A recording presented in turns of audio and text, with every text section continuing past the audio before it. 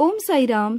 Welcome to Sai Samarpan channel. मैं हूँ आपके साथ में विन्नी और आज मैं आपसे बात करने आई हूँ कुछ ऐसी गलतियाँ जो हम सभी से जाने अनजाने हो जाती हैं और हम सभी से होती है और तभी जाकर हमारी मनोकामनाएं पूर्ण नहीं होती। हम लोग इतनी बाबा की पूजा कर रहे होते हैं, पाठ कर रहे होते हैं, साईं व्रत रख रहे होते हैं, कष्ट निवारण मंत्र पढ़ते हैं, रोज़ पढ़ते हैं।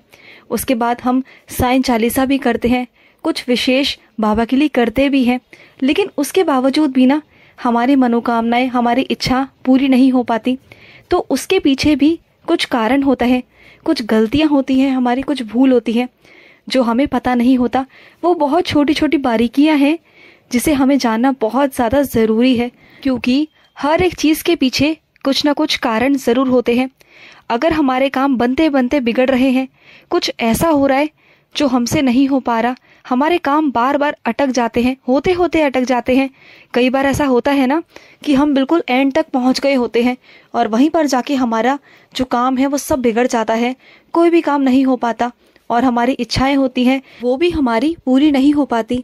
तो ऐसे कई प्रश्न मेरे सामने आ रहे थे, आप सब लोगों में से ही आ रहे थे कि हम लोग इतना करते हैं लेकिन उसके बावजूद भी बाबा सुन नहीं रहे हैं या बाबा सुनते नहीं हैं। क्या पीछे इसके कारण है कि हमारी पूजा सफल नहीं हो रही?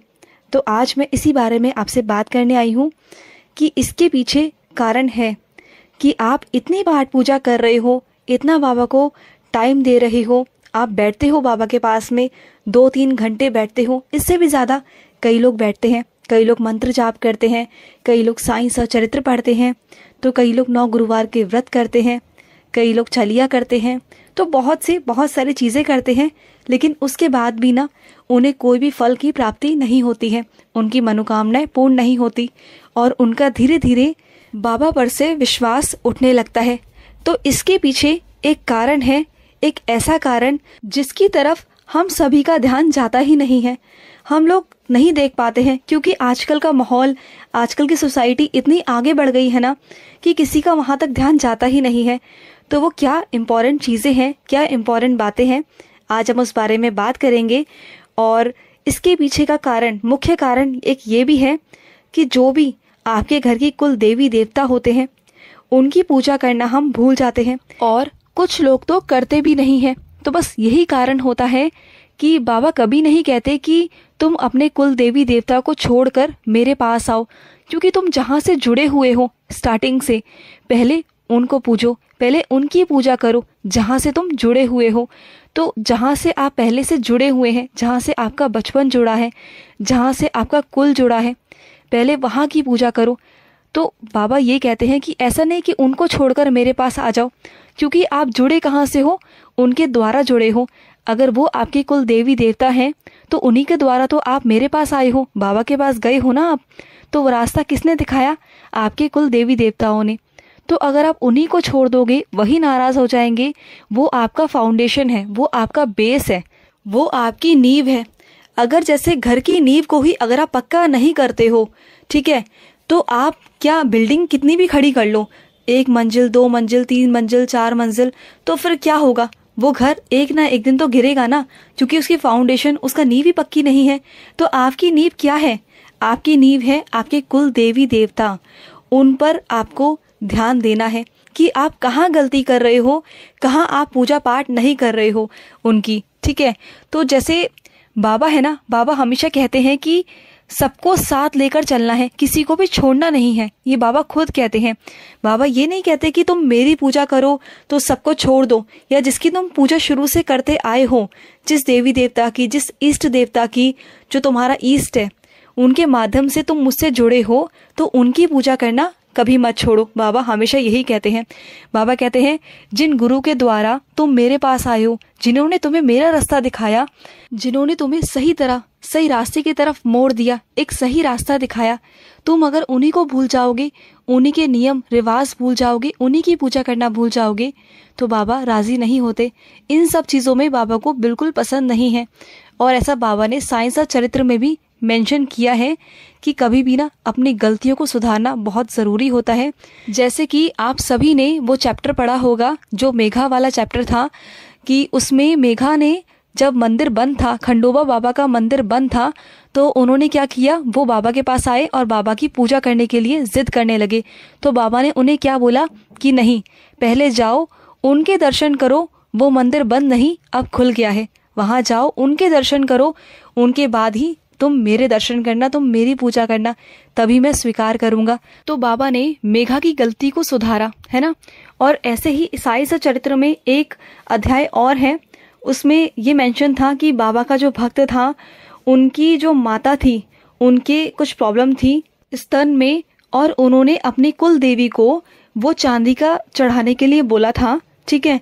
तो उसके बाद में क्या हुआ, उन्होंने नहीं किया ऐसा, तो उनके लाइफ में बहुत सारी प्रॉब्लम्स आनी शुरू हो गई। जब कोई शिरडी में महाराज जी आए तो उन्होंने उनके बड़े भाई को ऐसा बताया कि आपकी माँ ने बहुत पहले कुल देवी को ये चांदी का स्तन चढ़ाने के लिए कहा था, कोई माता थी, ठीक है, वहाँ पर चढ़ाने के लिए बोला था, तो आपको वहाँ वो चढ़ाना है। तो उन्होंने कहा कि इसमें विलंब बिल्कुल मत करो, पहले से ही बहुत विलंब हो चुका है। तो उसके बाद उन्होंने उस भक्त को बताया, अपने छोटे भाई को बताया, और वो जाकर चांदी का उन्होंने बनवाया, और बनवाने के बाद वो बाबा के चरणों में जाकर रख दिया। तो बाबा ने पता है क्या बोला कि तुम वहाँ लेकर जाओ जिस मंदिर की तुम्हारी माता की मान्यता थी, जहाँ का तुम्हारी माता ने बोला था, तो वहाँ लेके जाओ, मेरी स्वीकृति है, तुम वहाँ चढ़ा कर आओ, माता तुमसे खुश रहेंगी। ऐसा करके बाबा ने आशीर्वाद दिया था, ठीक है। तो बाबा कभी ये नहीं कहते कि अगर आप कहीं की मन्नत है, कहीं की आपकी कोई मन्नत है, या आपकी कोई कुल देवी है जहाँ आपने कुछ बोल रखा है, या फिर जहाँ की आप पूजा शुरू से करते आए हो, उनको अगर आप छोड़कर बाबा के पास जाते हैं तो आपके चीज़ों में, आपके कामों में विघ्न आता ही आता है। क्योंकि आपके जो कुल देवी देवता है ना, वो भी आपसे रूठ जाते हैं, नाराज हो जाते हैं। और दूसरा, जो आपके कुल देवी देवता हैं, जो भगवान हैं, इससे भी बढ़कर आपके लिए होते हैं आपके घर के बड़ वडेरे बोले जाते हैं, बड़े बुजुर्ग बोले जाते हैं उनको। जैसे कि आपके घर में बहुत सारे बड़े बुजुर्ग होंगे जिनकी हम अवहेलना करते हैं, जिनको हम कुछ ना कुछ गुस्से में आके कुछ ना कुछ कह जाते हैं। उनकी जो बुजुर्ग अवस्था है उसमें उनके मुख से कुछ ना कुछ निकल ही जाता है, या फिर कुछ ना निकलने के बावजूद भी हम उनके साथ अच्छा सा बर्ताव नहीं करते हैं, लेकिन घंटों घंटों पूजा करते हैं, मंदिर जाते हैं, तरह तरह के पकवान बनाते हैं, बाबा को खिलाते हैं, लेकिन उन्हें नहीं पूछते हैं, उन्हें एक पानी का ग्लास तक नहीं पूछते हैं। तो उनके अंदर से जो बददुआ निकलती है, जो हाय निकलती है ना, इस वजह से कभी बाबा आपकी पूजा को स्वीकार नहीं करते, कभी नहीं करते, और इसलिए आपके हर चीज़ों में विघ्न आते ही आते हैं, आपके काम बनते बनते बिगड़ जाते हैं। तो जो हो रहा होता है ना, वो भी नहीं होता। तो हमें अपने बड़े बुजुर्गों का सम्मान करना चाहिए, कभी उनका अपमान नहीं करना चाहिए, कभी अपने परिवार में ऐसी कोई चीज़ नहीं करनी चाहिए जो बाबा को गुस्सा आए या बाबा का मन अशांत रहे। क्योंकि अगर आपके घर के बड़े बुजुर्गों का मन अशांत रहेगा ना, उनके मन में शांति नहीं होगी, तो बाबा तो सब देख रहे होते हैं। साईं को ना ये सब बिल्कुल भी पसंद नहीं आता कि उनके बच्चे से ये सब गलतियां हो, उनका मन अशांत हो, आपके घर के बड़े बुजुर्गों का मन अशांत हो, उनके अंदर से हाय निकले, बद्दुआ निकले, तो ये बाबा को बिल्कुल भी गवारा नहीं। क्योंकि उनके बच्चों पर कोई संकट आए ना, वो बर्दाश्त नहीं कर पाते। तो इस वजह से ना बहुत सारी चीज़ें ऐसी हो जाती हैं जो आपके आड़े आ रही होती है। और जैसे कि आपकी जो कुलदेवी है, उनकी पूजा आप करते थे, वो आपने छोड़ दी, या जिनसे आप पहले जुड़े हुए थे नहीं कर पा रहे हो, तो वो भी गलत है। जिस प्रकार से आप पूजा करते आए हो, उसी प्रकार से आपको वो पूजा करते रहनी है, हमेशा करनी है, वो कभी छोड़ना नहीं है। बाबा कभी ये नहीं कहते कि तुमने मुझे पकड़ लिया तो उन्हें छोड़ दो, कभी नहीं। उनकी पूजा भी आपको करना होगा, तभी बाबा आपकी पूजा को स्वीकार करेंगे।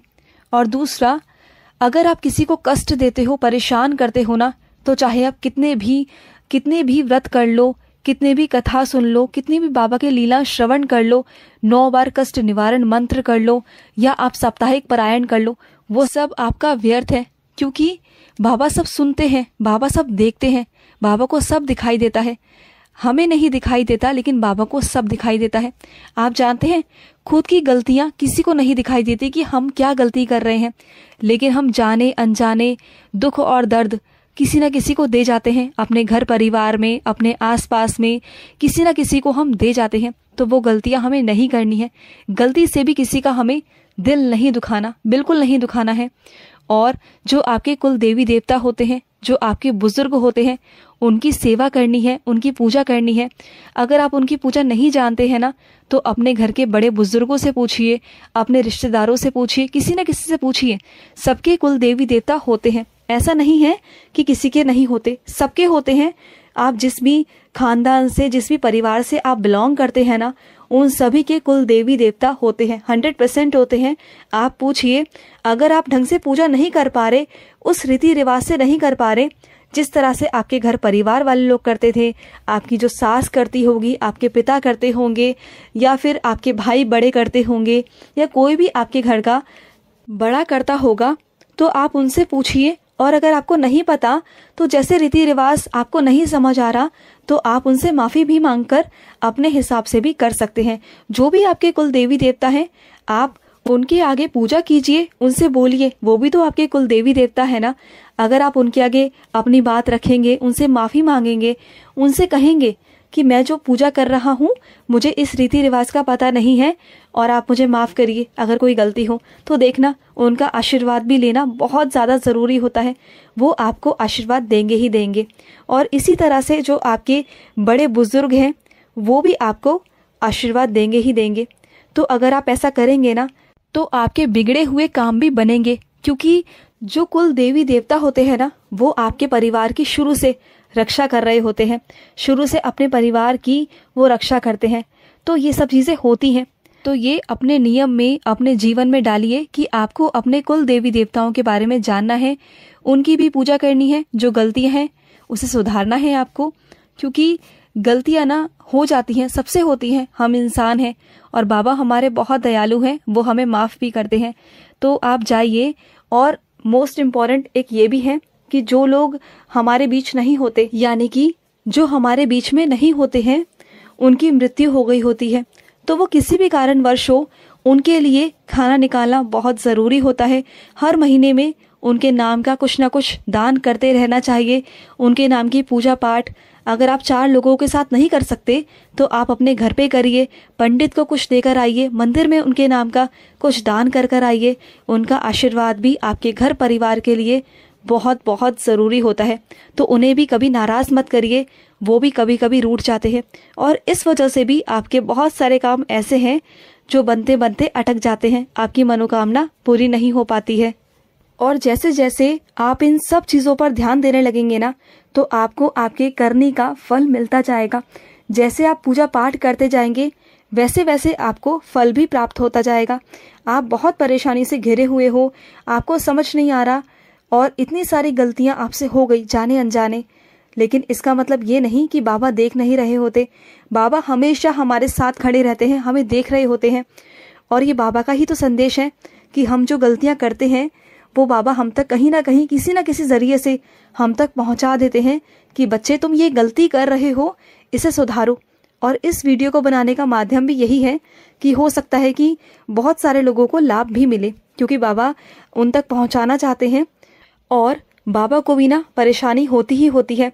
जो हम गलतियां तो कर बैठते हैं, लेकिन बाबा को उसे हटाने में, उसे करने में बाबा को समय लगता है। इसलिए आपकी मनोकामना थोड़ी सी लेट हो जाती है पूरा होने में, क्योंकि कुछ गलतियां आपकी जाने अनजाने ऐसी होती हैं, कुछ आपके कर्म ऐसे होते हैं, पहले बाबा को उन्हें साफ करना होता है, उन्हें हटाना होता है। उसके बाद जब आपके रास्ते बिल्कुल क्लियर होते हैं, तभी तो बाबा आपको देंगे, है ना। तो वही सब चीज़ें होती हैं। जैसे कि आपको कहीं बाहर जाना है और आपको बहुत लंबा रूट आपको जाना है, कहीं बहुत लंबा जाना है, तो आप रोड पर कब निकलना पसंद करेंगे, कब बाहर जाना पसंद करेंगे? जब सुबह का टाइम होगा, तो आपको लगेगा कि रोड क्लियर है, कि सुबह सुबह आप निकलेंगे, सुबह 4 से 5 बजे के टाइम पे, तो रोड कैसे क्लियर होती है, तो हमें लगता है हम स्पीड से पहुंच जाएंगे कहीं भी अगर हमें जाना होगा। और अगर दोपहर में या शाम को जाने की बात करते हैं, तो हमारे माइंड में क्या आता है, अरे कितना ट्रैफिक होगा, हम कैसे जाएंगे। और अपने डेस्टिनेशन पे पहुंचने के लिए आपको कितना समय लग जाता है, होता है ना, क्योंकि वहाँ आपके रास्ते क्लियर नहीं है, वहाँ बहुत भीड़ भाड़ है, वो चीज़ें हैं। और वैसा ही हमारे साथ में भी होता है। जो हमारे कर्म होते हैं ना, हमारे कर्मों में भी बहुत सारी हमारी गलतियाँ होती हैं, बहुत सारी गलतियाँ, हमारा रास्ता क्लियर नहीं होता। ठीक है, तो वहाँ पर बाबा हमारा रास्ता पहले क्लियर करते हैं, पहले उस रास्ते को क्लियर करके साफ करते हैं, हमारी गलतियों को हटाते हैं। उसके बाद बाबा आपको देते हैं, डेफिनेटली देते हैं। आपको ऐसा नहीं कि आपको नहीं मिलेगा, आपको मिलेगा, डेफिनेटली मिलेगा, लेकिन आपकी जो गलतियां हैं उसे बाबा पहले सुधारेंगे। और अगर आप पहले से गलतियां ये नहीं करते हैं, जैसे कि कुल देवी की पूजा करना, बड़े बुजुर्गों का सम्मान करना, और जो लोग हमारे बीच नहीं हैं उनका जो चीज़ें हैं, उनका खाना पीना, उनकी चीज़ें, उनका निकालना, उनका दान निकालना, अगर आप ये गलतियां नहीं करते हैं तो आपके रास्ते क्लियर हैं। और वैसे हमारे बाबा, हमारी साईं माँ इतनी दयालु है ना, और हमारे बाबा इतने दयालु है ना कि वो हमारी 1000 गलतियां होने के बावजूद भी हमें वो सब कुछ देते हैं, हमें वो माफ़ भी करते हैं, हमें रास्ता दिखाते हैं, हमें बार बार संदेश देते हैं, हम तक बात पहुंचाते हैं कि तुम गलती कर रहे हो, तुम वहाँ गलती कर रहे हो, इसे सुधारो। और कई बार हमारे मन में प्रश्न उठता है ना, और जैसा कि मैंने स्टार्टिंग में बताया, कई लोगों के मन में प्रश्न उठता है कि कुछ लोग तो एक बार में ही पूजा करते हैं, उनका तो पूरा हो जाता है, और हम तो 9 गुरुवार करते हैं, बाबा की विशेष पूजा करते हैं, हमने बाबा के 9 दिए भी जलाए थे और पूरा भी सब कुछ किया, लेकिन उसके बावजूद भी, ये चीज़ें करने के बावजूद भी हमारी जो इच्छाएं हैं वो पूरी नहीं हो रही। तो अगर आप इन छोटी छोटी गलतियों पर ध्यान दे देंगे ना, जो भी गलतियां आपसे जाने अनजाने हो रही हैं, तो देखना आपको एक बार में ही करने में आपको बाबा आपकी मनोकामना, आपकी इच्छा बाबा पूर्ण कर देंगे। बाबा कभी ये नहीं कहते कि तुम बार बार पूजा करो, जैसे कि हम एक बार साप्ताहिक पारायण करते हैं और हमारी अगर इच्छा पूरी नहीं होती, या फिर हम व्रत करते हैं तब हमारी इच्छा पूरी नहीं होती, तो जैसे ही वो ख़त्म होते हैं तो हम दूसरा स्टार्ट कर लेते हैं कि शायद दूसरी बार करने से बाबा हमें प्रसन्न हो जाएंगे, हमें दे देंगे। नहीं, बाबा कभी नहीं कहते कि तुम बार बार एक चीज़ों को करो। बाबा सिर्फ ये कहते हैं कि अपनी छोटी छोटी गलतियों को, अपने कर्मों को सुधारो। अगर तुम अपने कर्मों को सुधारोगे ना, तो अगर तुम एक बार ही साईं बोल दोगे ना, अगर एक बार ही साईं सा चरित्र पढ़ लोगे, एक बार में जो भी आप पूजा करोगे, आपको एक ही बार में फल मिल जाएगा। आपकी मनोकामना जो है वो एक बार में ही पूरी हो जाएगी।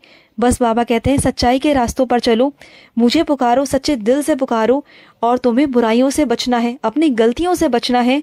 और जो भी गलतियां हम जाने अनजाने करते हैं उन्हें हमें सुधारना है, सही रास्तों पर चलना है, क्योंकि सब कुछ हमें अपने कर्मों के अनुसार ही मिलता है।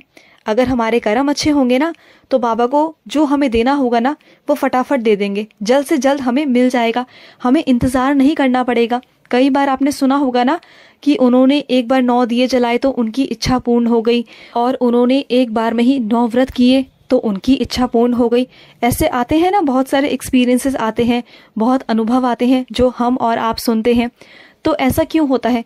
इन सब के पीछे वही गलतियां हैं, जो बारीक बारीक गलतियां जो मैंने आपको बताई। अगर आप भी वो नहीं करेंगे ना, तो आपके भी रास्ते क्लियर होंगे, और जो भी आप चाहते हो ना वो सब आपको मिलता चला जाएगा। आपके सारे विघ्न बाबा हटाते जाएंगे, फिर बाबा को क्लियर करने की ज़रूरत नहीं पड़ेगी ना। अगर आप कोई गलती नहीं करेंगे तो वो सब आप बाबा को क्लियर करके दीजिए, अपने कर्मों को साफ रखिए, सच्चाई के रास्ते पर चलिए, फिर देखिए आपको कैसे जल्द से जल्द मिलना शुरू होता है। और ये वीडियो उन लोगों के लिए स्पेशली है जो लोग मुझे मैसेज करते हैं कि मेरी इच्छाएं पूर्ण नहीं हो रही, मैं इतनी पूजा करती हूँ, मैं इतना बाबा पर विश्वास रखती हूँ, मैं इतना व्रत करती हूँ, तो ये उनके लिए है। प्लीज़ आप इन सब चीज़ों पर ध्यान ज़रूर दीजिए। कहीं आपसे भी तो ये गलतियाँ नहीं हो रही ना, तो देखिए और समझिए।